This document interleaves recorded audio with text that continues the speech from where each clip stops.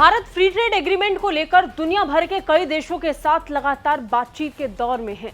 Europe में इसकी शुरुआत कर भारत ने साफ कर दिया कि भारत अगर फ्री ट्रेड एग्रीमेंट के साथ अपने साथ दुनिया को साझा रूप से लाता है तो ये व्यापार करना पूरी दुनिया के लिए कितना आसान हो जाएगा। अब भारत एक कदम आगे बढ़कर यूरेशिया तक पहुंच रहा है। नमस्कार, वंदे भारत भारत तक देख रहे हैं आप। आपके साथ मैं हूं सांची त्यागी। भारत अब एक कदम आगे बढ़ते हुए यूरोप के अलावा यूरेशिया तक भी फ्री ट्रेड एग्रीमेंट को लेकर अपनी पहुंच को पक्का कर रहा है। इसकी शुरुआत रूस के पक्के साझेदारों के साथ होने वाली है। यूनाइटेड किंगडम के साथ फ्री ट्रेड एग्रीमेंट को फाइनल करने के बाद अब भारत औपचारिक तौर पर यूरेशियाई देशों के साथ भी फ्री ट्रेड एग्रीमेंट को लेकर बातचीत का दौर शुरू कर चुका है। अब ये ऑफिशियल हो चुका है। भारत अब बाकी व्यापारिक साझेदारियों के लिए बाकी देशों की तरफ बढ़ना शुरू कर चुका है। इस सप्ताह मॉस्को में एक महत्वपूर्ण घटनाक्रम देखने को मिला, जहां भारत और यूरेशियन आर्थिक संघ के फ्री ट्रेड एग्रीमेंट पर औपचारिक रूप से बातचीत शुरू करने के लिए संदर्भ शर्तों पर हस्ताक्षर हुए। ईएयू, जिसमें यूरेशिया के कई देश शामिल हैं, उनके साथ अब औपचारिक तौर पर फ्री ट्रेड एग्रीमेंट को लेकर बातचीत होगी। ईएयू में आर्मेनिया, बेलारूस, कजाकिस्तान, किर्गिज गणराज्य और रूस शामिल हैं, जिसका संयुक्त सकल घरेलू उत्पाद $6.5 ट्रिलियन और लगभग 18 करोड़ लोगों का प्रतिनिधित्व करता है। इस समूह की स्थापना 2015 में यूरोपीय संघ के प्रति मॉस्को के प्रतिपक्ष के रूप में हुई थी, जिसका घोषित लक्ष्य अपने सदस्यों के बीच चीजों, सेवाओं, पूंजी और श्रम की मुक्त आवाजाही को बढ़ाना था।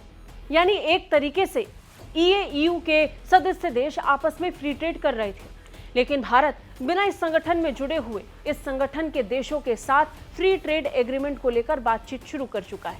यानी मुक्त व्यापार को एक अगले दौर तक ले जाने की कोशिश।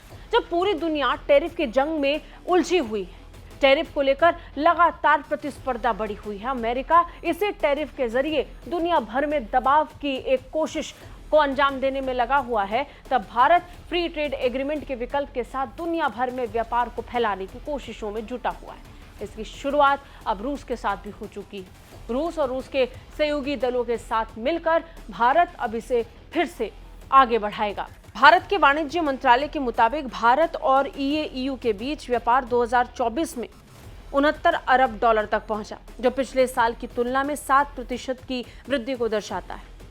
मुक्त व्यापार समझौते के लिए प्रयास को भारतीय निर्यातकों के लिए नए बाजार खोलने, व्यापार साझेदारों में विविधता लाने और ऐसे समय में यूरेशिया में नई दिल्ली की उपस्थिति को मजबूत करने के उपयोग के रूप में देखा जा रहा है, जब अमेरिका के साथ संबंधों में उथल पुथल मची हुई है।